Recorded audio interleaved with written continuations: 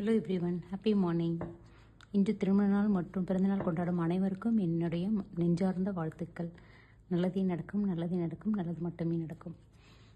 உங்கள் மனசில் இருக்க கொஷினை காளியம்மா நினச்சி திங்க் பண்ணுங்கள். காளி கார்டு இல்லை, டேரக்ட் கார்டு தான் எடுக்க போகிறேன். பட் காளியம்மா கிட்ட கேட்கணுன்னு உங்களுக்கு என்ன கொஷின்ஸ் இருக்கோ அதை கேளுங்க, இவங்க பதில் தருவாங்க.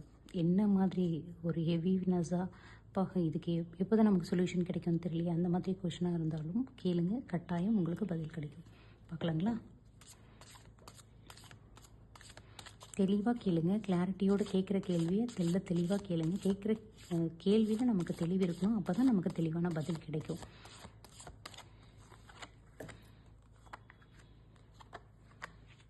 பார்க்கலாங்களா?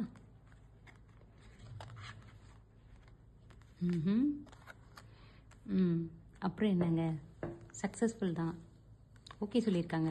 யூனிவர்ஸே வந்திருக்காங்க. 11 கார்டுங்க.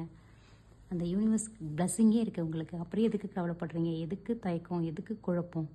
ஒன்றும் வேண்டாம். நல்ல சந்தோஷமாக, அமோகமாக, செருப்பில்லத்தனமாக, குழந்தைத்தனமாக எப்பவுமே நம்ம ப்ராக்டிக்கலாக போனால் தான் அதில் கிடைக்கிற எக்ஸ்பீரியன்ஸ் எப்போவுமே தண்ணி வழி தாங்க. ஒருத்தவங்க நமக்கு புத்தி நிறைய சொல்லுவாங்க, இது இப்படி போனால் இப்படி இருக்கும், நெருப்பில் கையை வச்சா நமக்கு சுடும் அப்படின்னு சொல்லுவாங்க. பட் அது தொட்டு பார்க்கும்போது நமக்கு ஒரு எக்ஸ்பீரியன்ஸ் கிடைக்கும் பார்த்தீங்களா?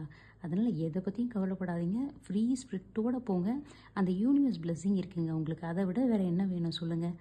யூனிவர்ஸ் பிளெஸ்ஸிங் ரொம்ப ப்ரீஷியஸான விஷயம். சக்ஸஸ்ஃபுல்லாக ரொம்ப சந்தோஷமாக ஒரு some party, some function, maybe property வாங்கலாம், வீடு வாங்கலாம், அண்ட் ப்ரெக்னன்சி, அப்படி காமிச்சு கொடுக்குறது கார்டு. ஏதோ சம்திங் குட் நியூஸ் நடக்க போகுது. அதனால் எதிர்பார்ப்போடு சந்தோஷமாக ஹாப்பியாக என்ஜாய் பண்ணுங்கள். அதை ஒரே ஒரு விஷயம், காலபைரவருக்கு மட்டும் உணவு வைங்க.